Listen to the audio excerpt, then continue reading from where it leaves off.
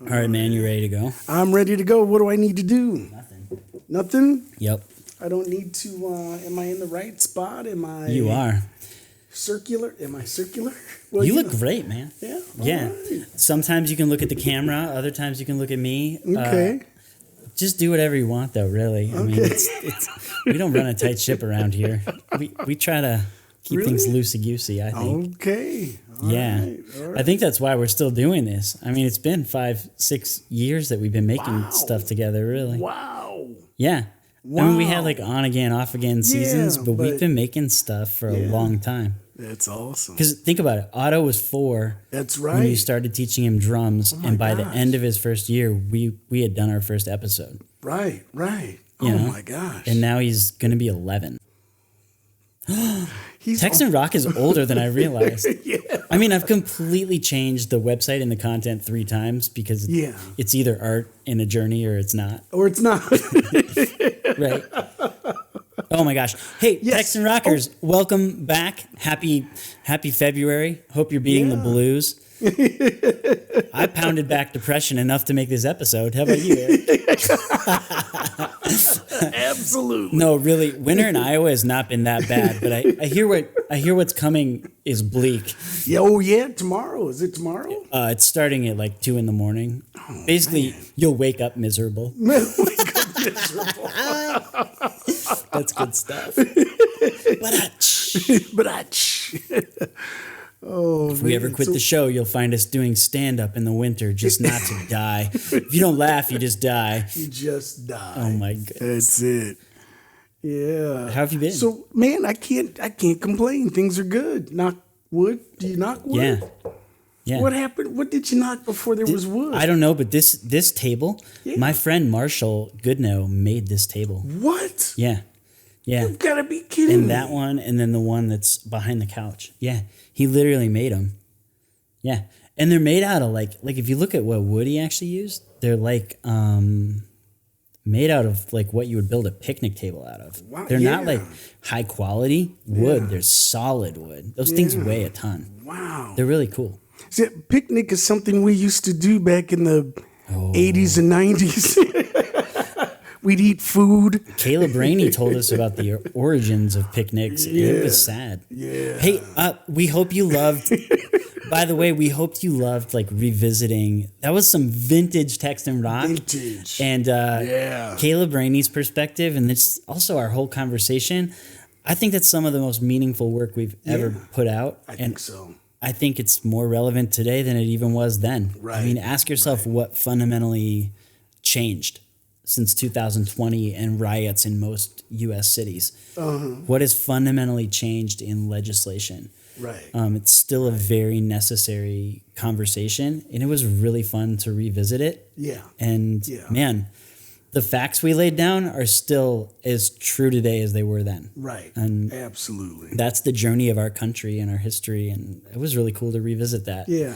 Okay, you ready to drop a bomb on them? Ready. Because, you know, at Texan Rock, we either move with the spirit or we don't. It's either a journey or it's not. That's right. So Eric and I have decided to keep doing the show for like ever, but profoundly change the format. Yes. Yeah. Over the past year, we've really discovered that we love making poetry and setting the concepts we talk about to rhythm and verse, and it's resonating with a lot of people. Yeah. And it just feels good to make it. So we're going to do more of that. Yeah, absolutely. And what we're going to do from here on out is introduce a new poem that always has to do with antiquity, archaeology, ancient stories and wisdom and philosophy, and a lot of times how it intersects with modernity, everyday life, and how we think as moderns about space and time and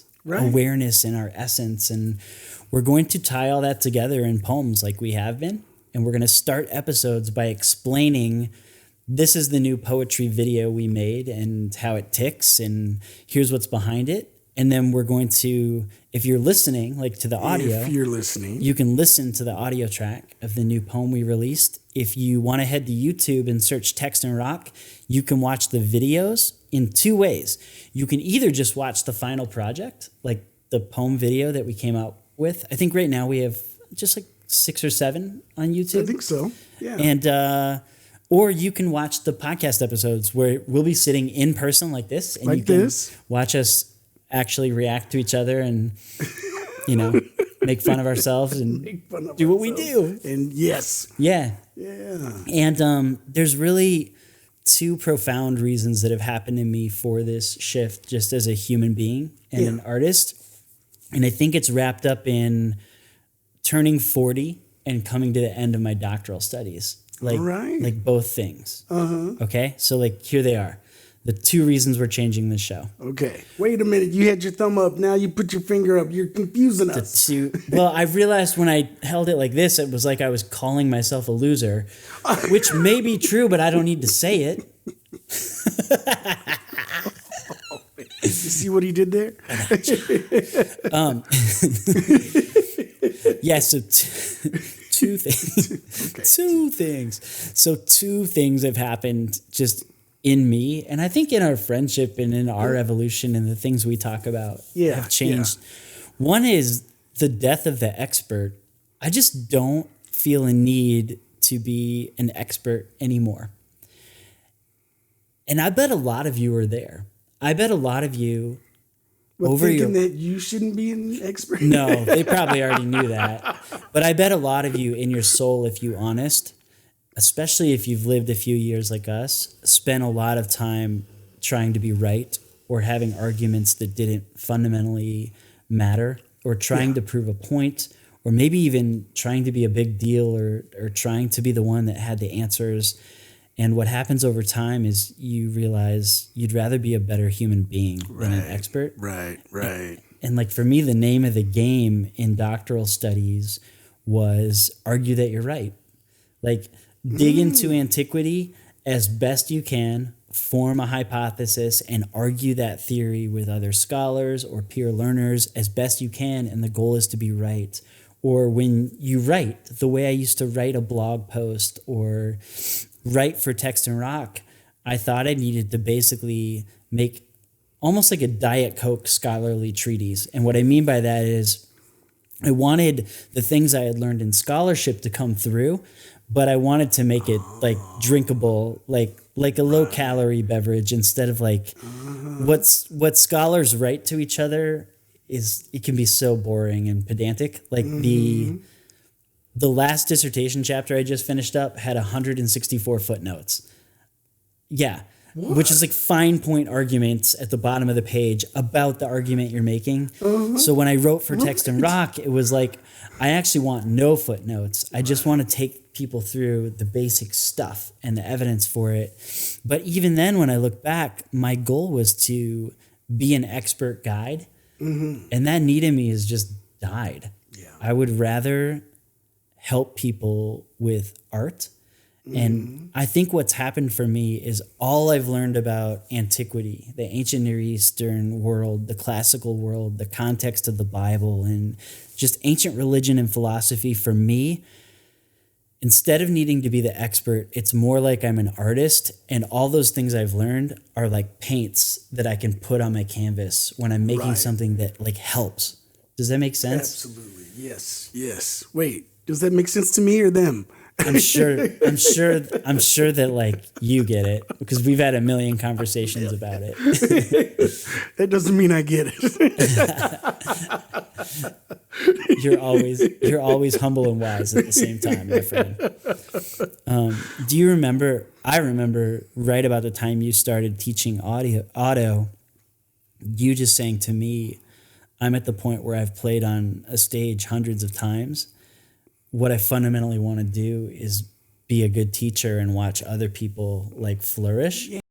Yeah. And I think when I take all of the work that I've learned and all of the journey that I've been on to learn all sorts of like, facts and arguments and dates and figures and about artifacts and those kinds of things, what really feels right in my soul is to help people thrive with that. Like, can we make your everyday life better? And I think art does that better than argument. Right. Yeah. Right? Yeah. Like art comes in the side door and helps your heart and your essence, which a lot of times sits underneath your mind. And that's why I want to make poetry based on antiquity instead of, a show about us walking you through scholarly arguments about a story. Yeah. Yeah. Yeah. Yeah. But we'll still be able to talk about those things through the poetry. Yeah. Right? As we're explaining the poems, we'll bring up stuff from ancient literature and philosophy and go. artifacts that matter.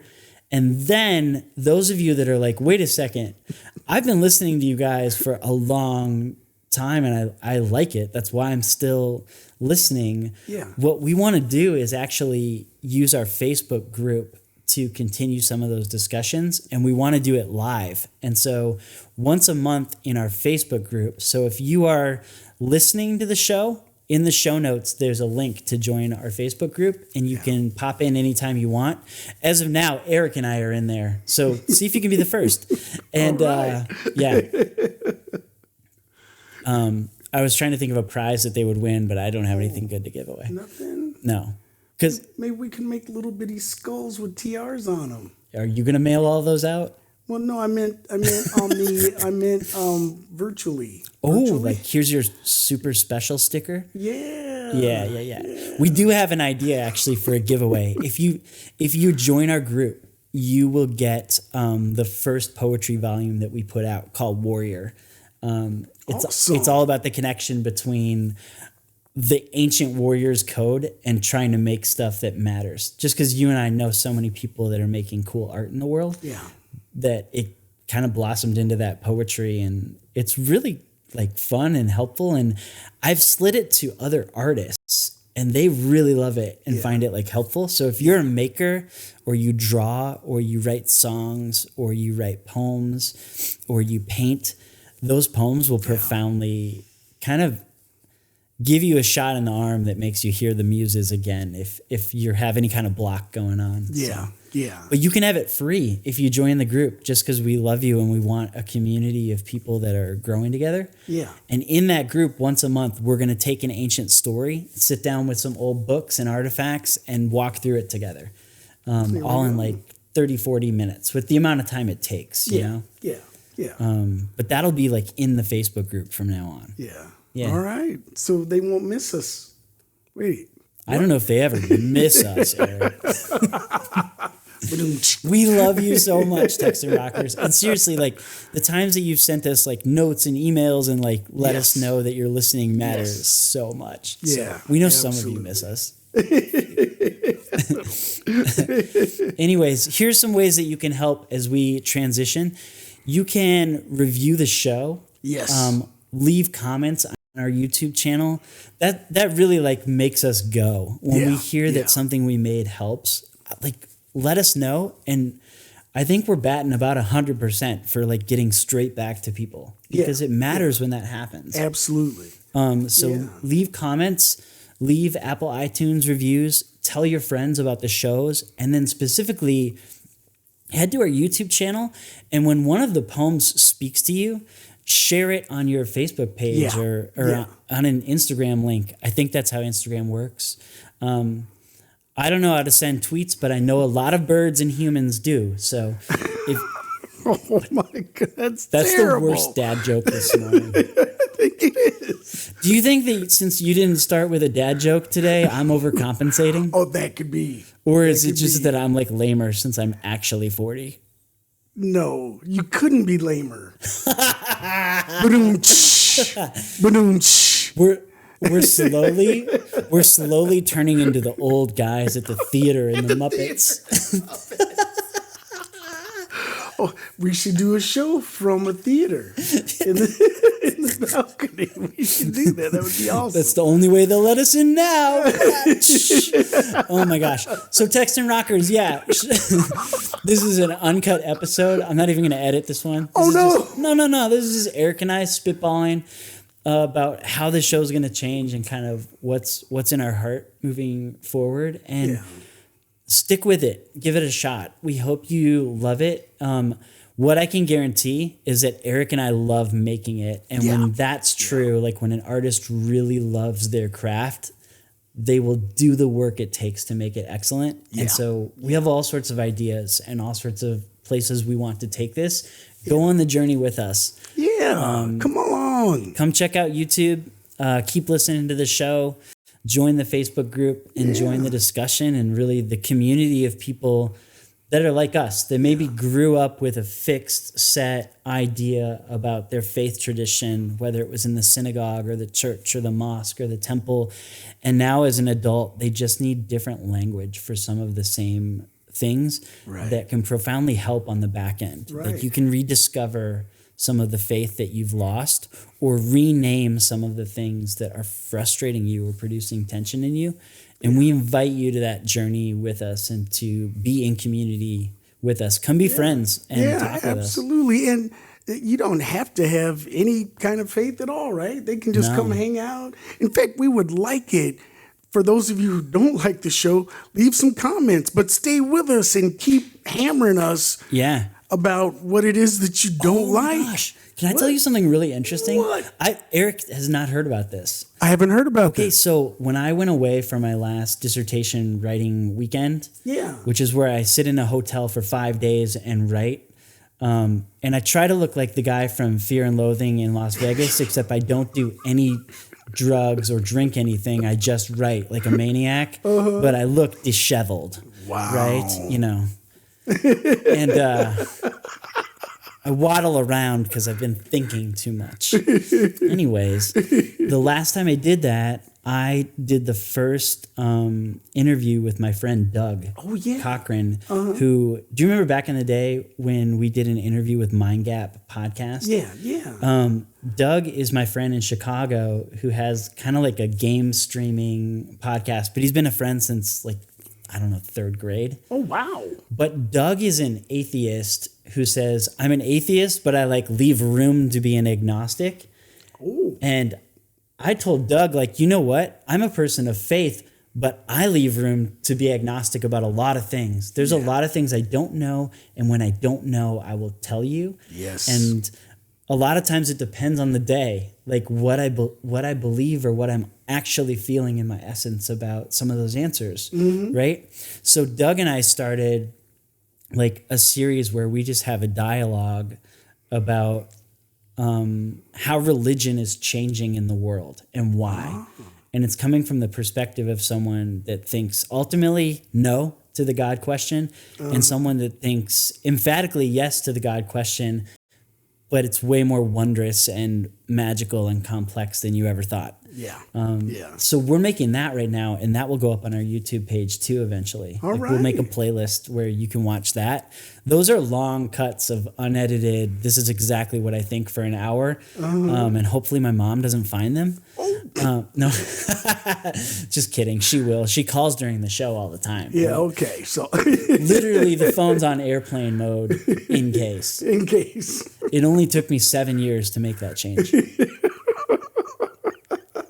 Yeah. All right. Slowly we are progressing. Slowly. Oh my goodness. So that's it, Texan Rockers. Those are some changes coming your way. Thanks for hanging out with us. We appreciate it. Yeah, we do appreciate it. This was fun. We will see you next week for the first version of the new and improved, I think, Texan Rock Show. Yeah. And did we tell them they'll be able to come see us live do the thing? Yeah, we're getting there. We are going to start live shows in Eastern Iowa, like real fast. Like we've got our set done. Yes. We have these little cards made where if you're like at a bar watching us play, you can scan it with your phone and read the poetry as we're delivering it in case the ideas are complex or your beer's made you fuzzy. And we've been kind of making some rounds and getting to know some venue owners. So I think it's time to get in gear. It's time. Vroom, vroom. Vroom, vroom. All right, Texan Rockers. Be good to each other. Yes. All right, bye, everyone. That was a fun one. Really? No editing? I said dumb things, didn't I? I always say dumb things. My dumb things never get edited out. But your dumb things are smart. No, they're not. Yes, they are. Didn't I say today that since my hand was backward, I called myself a loser? And the people listening can't even see what I mean. I don't know. I say dumb things all the time. Do you know what's funny is, like, for the show, we've like picked content that will make us sound profound, but if they followed us to lunch and they listened to us like talk about He-Man and Skeletor, they would be like, these guys are idiots. I would follow them nowhere. Nowhere. Yeah, it's hilarious. Wow. This is very, I like that. What is that scent? I think I have no idea. It smells a little bit like some kind of pecan pie or something. What are you getting from that candle? I love pecan pie. I just like that this is how insane I am, but I felt like the candle drew the table and the skull together aesthetically. Yes. Am I a freak? I'm a freak. No, it does. It does. It's great. I don't know. I think it brings it all together. I have problems. Like I walk into rooms and I'm like, oh, they should do this and this and this and it would look way better. Or the lighting should be changed in this. Like, I'm a freak. No, you are a feng shuifer. Oh, feng shuifer. That might be better than swift-footed Markilies, but I'm not changing now. But you're not changing now. Oh man, that's all right. You can be like P. Diddy and Snoop Dogg. They have a whole bunch of, and Eminem. They have a whole bunch of nicknames, right? They change too, like every 10 years. Now I'm not Puff Daddy. I'm P. Diddy. Now I'm the artist known as this shape. You know, it's just like whatever. I got that nickname because in Homeric literature they'll give like characters names with their name, like lighthearted Athena or like something like this. And it was always swift-footed Markilies. And it wasn't because I was fast. It was because I was always late. I'd be running in. One day I ran in and it was pouring down rain and I had tucked Plato's Apology under my t-shirt so that it wouldn't get wet. And the rest of me was like soaked and it had just started pouring. So like everyone's dry in the room and I run in and it's like my turn to read. And it was Dr. Van Minnen that day. He's like a famous papyrologist. He like reads these tiny shreds of Egyptian papyri and like decodes them and puts them back together. He's like a genius. And he was teaching me Attic prose. So like basically the kind of Greek that classical literature is written in. And he looks right at me and he would say, I think you've already been punished for being late. It's your turn. And I didn't know where we were. Like the name of the game is to time it. Like my turn's coming up. I think I'm going to get this line. Can I remember how the heck I translated that? Because you're not allowed to have your translation with you. You just have to sit there with the text. And like you have to translate ahead of time to know what you're doing. Yeah. You just have to sit there with the text and you're not supposed to make any marks on your text. And like, oh, it was awful. I was sitting there sopping wet like a cat and like that had come out of a swimming pool and with my Plato's Apology and no apology was good enough for my translation. No apology. That was like the first day someone was like, way to go there, swift-footed Markilies. Oh, really? Yeah. Oh, that's awesome. Yeah, I think it stuck. Oh my gosh. Oh, wow. That's fantastic. Yeah. I wish I could have been there. Man. It was embarrassing, and I've never forgotten it. Formative moment. See, but I think those are the great things about being embarrassed. Yeah. They're great moments that you keep forever. Yep. Yeah. I would love to say I showed up on time from then on. Oh, darn it. Yeah. What did I text to you this week? I'm a reverse wizard. I show up precisely when I don't mean to. Yeah. Reverse wizard. That's awesome. It's funny too because like all of those wizards are loomingly tall. Oh, that's right. I really am a reverse wizard. I'm like short, not magical, and I'm not there at the time I met. How did I not notice that? Wow, but they're all. Why are Oh, yeah. wizards so tall? I don't know. Next time you see one, you ask. In fact, Eric, sometime if you walk up to some dude that's tall with a beard and ask, why are wizards so tall? I will not be able to keep it together. Well, that's gonna happen. You've just guaranteed it. If you do that, I'll find a way to give him a hug. Deal? Okay, deal. Deal. All right, man. All right. Oh, I should shut this off. Oh.